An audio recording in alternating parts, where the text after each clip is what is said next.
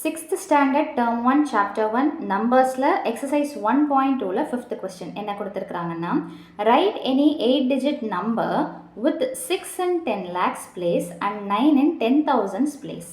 So என்ன சொல்கிறாங்கன்னா நம்ம எத்தனை டிஜிட் நம்பரை எழுதணும் அப்படின்னு பார்த்தீங்கன்னா 8 டிஜிட் நம்பர்ஸை எழுதணுமா ஓகேங்களா. அதில் பார்த்தீங்கன்னா 10 lakhsல 6ன்ற நம்பரும் 10,000ன்ற பிளேஸில் 9ன்ற நம்பரும் இருக்கணும் ஓகேங்களா. ஸோ தமிழ் மீடியம் பார்த்தீங்கன்னா 8 இலக்க கொண்ட எண்களை எழுதணும். அதில் 10 லட்சத்தில் 6ன்ற எண்ணும் 10,000ல் 9ன்ற எண்ணும் இருக்கணும் அப்படின்றத சொல்கிறாங்க. ஸோ இப்போது 8 டிஜிட்ஸுன்றதுனால நான் என்ன பண்ணிட்டேன் அப்படின்னு பார்த்தீங்கன்னா 8 டேஷை போட்டு வச்சுட்டேன். அதில் பார்த்தீங்கன்னா ஒவ்வொன்றுத்துடைய பிளேஸ் வேல்யூ அதாவது இடமதிப்பை போட்டாச்சு. ஸோ ஒன்ஸ், டென்ஸ், ஹண்ட்ரட்ஸ், 1000, 10,000 இந்த இடத்துல தான் நமக்கு எந்த நம்பர் வரணும்னு சொல்கிறாங்கன்னு பார்த்தீங்கன்னா 9. அதே மாதிரி லேக்ஸு 10 lakhs 10 lakhs 10 லட்சம் வர இடத்துல நமக்கு என்ன இருக்கணும்னு பார்த்தீங்கன்னா 6. மொத்தமாக எத்தனை டிஜிட்ஸ் எண்கள் இருக்கணும்னு பார்த்தீங்கன்னா 8 எண்கள். இதை கவுண்ட் பண்ணி பார்த்தீங்கன்னா மொத்தமாக எத்தனை எண்கள் வரும்னு பார்த்தீங்கன்னா 8 இலக்கங்கள் வரும். ஸோ அப்போ மீதி இருக்கிற இடத்துல என்ன போடணும் அப்படின்னு பார்த்தீங்கன்னா உங்களுக்கு எந்த நம்பர் வேணாலும் நீங்கள் போட்டுக்கலாம். இந்த நம்பரை போடணுன்ற அவசியம் கிடையாது. ஸோ 1 2 3ன்னே வரிசையாக போட்டுருங்களேன். 1 2 3 4 5 6 இந்த நம்பர் தான் போடணுமா அதெல்லாம் கிடையாது. நீங்கள் என்ன வேணாலும் போட்டுக்கலாம். இந்த நம்பர் எனக்கு ரிப்பிட்டேஷன்ஸ் வேண்டாம் அப்படின்னா எனக்கு தெரிஞ்ச இந்த ரிப்பிட்டேஷனை மட்டும் நீங்கள் அவாய்ட் பண்ணிக்கலாம். காரணம் என்னென்னா அவங்க ஸ்பெசிஃபிக்கலாக ஒரு நம்பர் சொல்கிறதுனால இந்த 6 9ன்ற நம்பர் மட்டும் வராத அளவுக்கு வேறு ஏதாவது நீங்கள் போட்டுக்கிட்டிங்கன்னா போதுமானது. ஸோ அவ்வளோதான் இந்த சம்முடைய ஆன்சர். அடுத்தது 6th கொஷின் பார்த்தீங்கன்னா என்ன சொல்கிறாங்க அப்படின்னா ராஜன் அப்படின்றவர் வந்துட்டு ஒரு 3 டிஜிட் நம்பரை எடுத்துக்கிறாங்க. ஸோ அந்த 3 டிஜிட் நம்பர் பார்த்தீங்கன்னா 4 7 9 இதை வச்சு எவ்வளோ நம்பர்ஸ் அவங்களால எழுத முடியும் இதுதான் கொஸ்டின் சரிங்களா.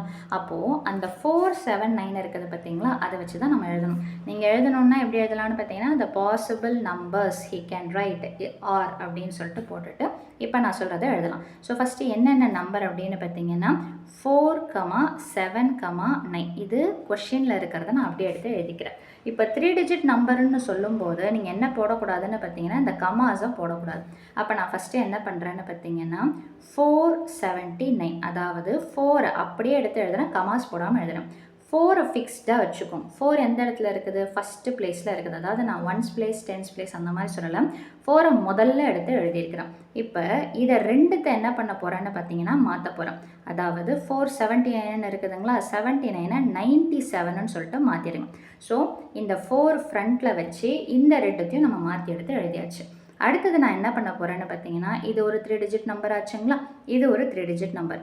இப்போ 4 சென்டரில் போட போகிறேன். சென்டரில் போட்டாச்சுன்னா அப்போ மீதி எந்த நம்பர் இருக்குது 7 இருக்குது 9 இருக்குது. இப்போ திரும்ப 4 சென்டரில் போட்டு இந்த 79ன்னு எழுதுறத 97ன்னு சொல்லிட்டு எடுத்து எழுதிடுங்க. முடிஞ்சிருச்சுங்களா. அடுத்தது இப்போ 4 ஃபஸ்ட்டில் போட்டு எழுதியாச்சு, செகண்டில் போட்டு எழுதியாச்சு.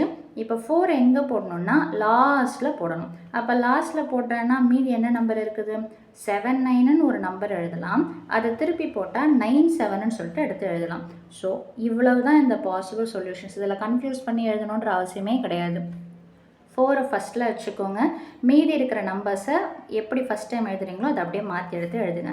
4 சென்டரில் வச்சுக்கோங்க, ஃபஸ்ட்டு எழுதுறத அப்படியே மாற்றி எடுத்து எழுதுனா நெக்ஸ்ட் ஸ்லாட்டு.